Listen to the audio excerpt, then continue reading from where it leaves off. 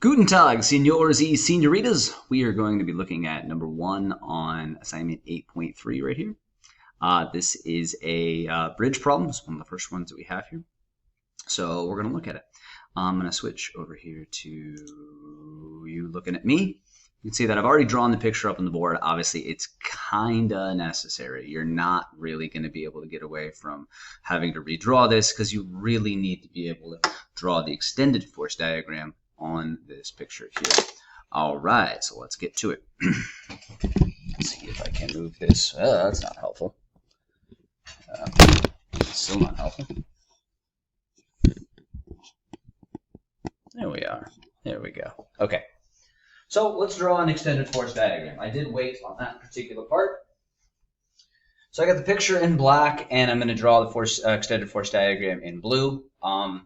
You can actually get away with probably just doing the extended force diagram. If you're going to do that, the only major differences is you're just going to draw the bridge or whatever is in question right there. That's what we're drawing the extended force diagram on, not anything else, and that is important.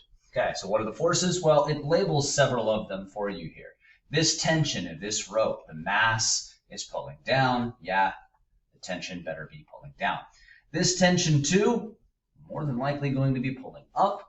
So this is going to be tension 3 up and tension 4 also down. I don't think I've got that one labeled yet.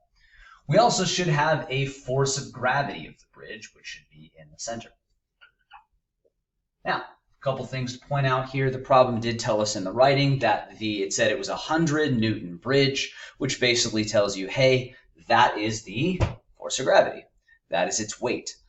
So that's going to be what we have right here. It also told us that tension 2 is, right up here, 500 newtons. Okay, maybe you could have measured that with a scale, something to that particular effect. And we know over here that for tension 4, this mass is 25 kilograms. The questions on the table are, what is T3? How big is that one? And what is the unknown mass? The unknown mass being this guy right here, which I put a question mark on, probably because I love Mario Brothers so much. Moving on. So how are we going to do this? Well, we've got 2 forces up and 3 forces down. So we could begin with sum of forces, except the problem is I've got 5 different forces up here, and I don't know 2 of them. So that's not exactly going to help me here a ton.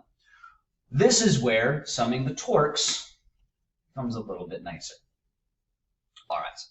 So when you sum the torque, the very first thing you have to do is decide where you want to put your fulcrum, okay, your point of rotation. This thing is not moving, but we're going to say, let's pretend it was moving around a particular area. This has to be the case regardless of where I put that. So the nice thing about placing a fulcrum is that since torque is equal to lever arm times force that are perpendicular to each other, let's just get rid of that sine theta and just say this for right now. If I put the fulcrum directly on a force, that would make the lever arm 0 and make it so that it is not going to apply torque. It would still technically apply force, just not torque.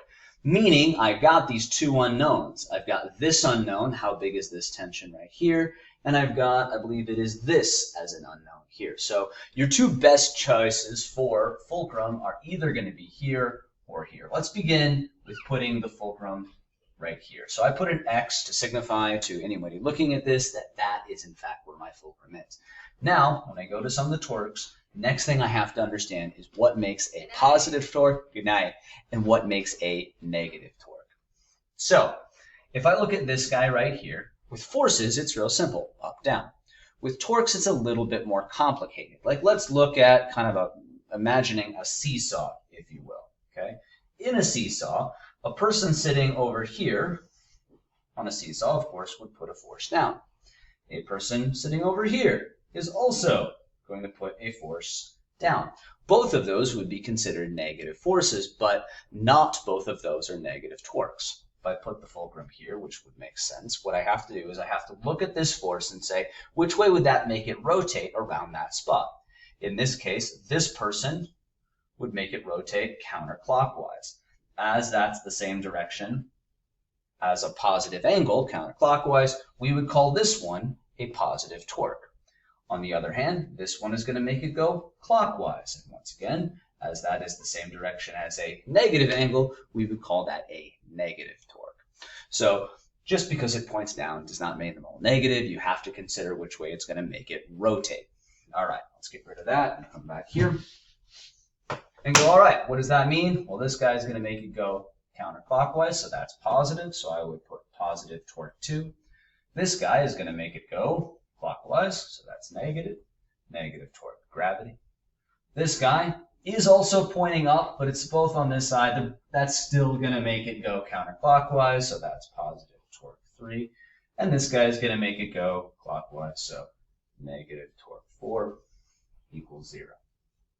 Okay, now we know that what I'm looking for is actually within torque 3 here, so I'm just going to do some algebra real quick to knock that out of the way. You don't have to do it like this, but it makes it a little bit easier.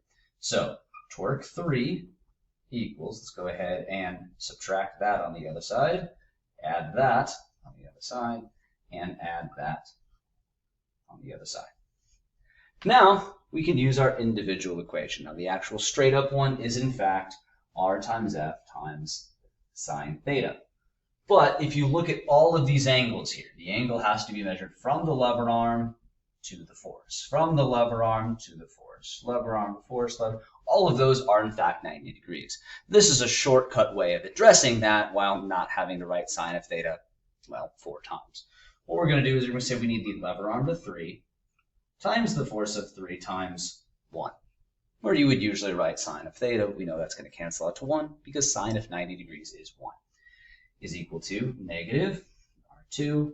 Oops, I apologize. I realize I made a mistake here. We've been calling force 3 actually tension 3, so let's just do that instead.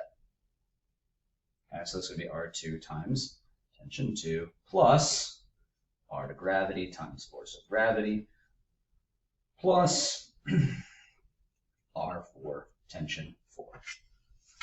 Now, the only thing I have to do to get tension 3 is divide R3 underneath. So I'm just going to do that mathematically here. Well, I'm going to use the power of the whiteboard. And there we go. Now I just need to plug in those numbers. Now what you'll notice up here is that the distances don't have exact distances, but have percentages of L, where L is the length. You'll notice that all of these add up to 1.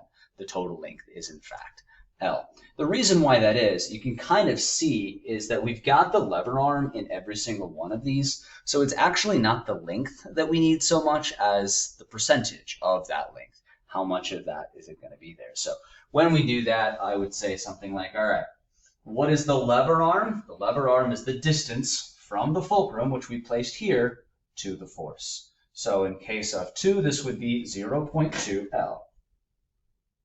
Okay, times the force tension of 2, which we found out was 500.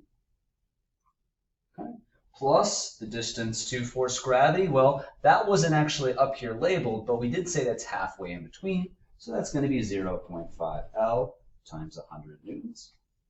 Plus the distance to 4, well, that's all the way over here. So that's going to be the full length times the force of 4. Well, I've got this 25 kilogram mass. How can I figure that out? Very easily, that's just going to be mass times gravity, or 25 kilograms times G, which is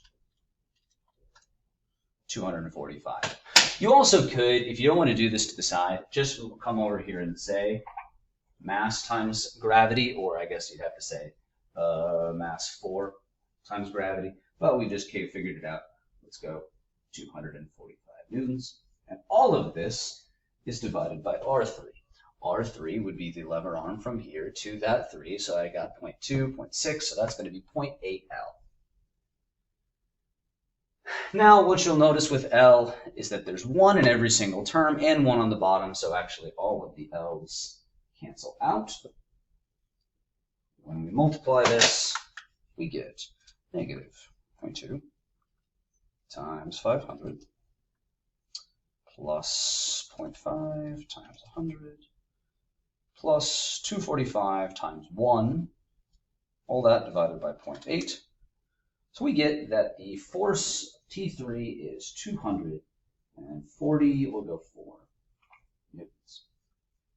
Okay, Now, what you'll remember what I said at the very beginning of this is we are trying to find now this mass right here. Okay, this mass is essentially going to be gotten by the force of gravity, which is down, which has to equal T1. So we're just going to really find T1 and divide by G. When I first started this, I said we could try summing the forces, but we couldn't at the time because we had 2 unknowns. Well, now we don't. We only have 1 unknown because we figured out one of them. So what are the sum of forces? Well, up we have positive force 2. Oops, same mistake again. Hopefully I didn't do that over there. Positive T2, positive T3, minus T1, minus force gravity, minus T4, all equals 0. In other words, forces up have to equal the forces down. T1 is the one we're looking for, so let's just go ahead and add that on the other side and say T2 plus T3 minus force of gravity minus T4 equals T1. So this is going to be, was that the one we just calculated? No, that's the 500.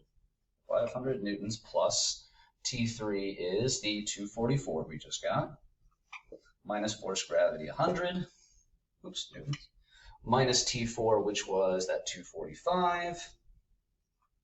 I think it's about 400-ish.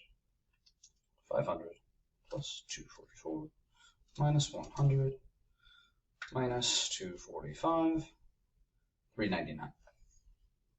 So T1 is 399 newtons. But that's not what it asked. It asked for what's the mass. So if force of gravity of mg equals 399 newtons, then of course mass is just going to be that divided by g.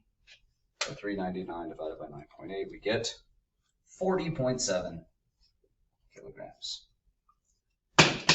And that's how you do number 1.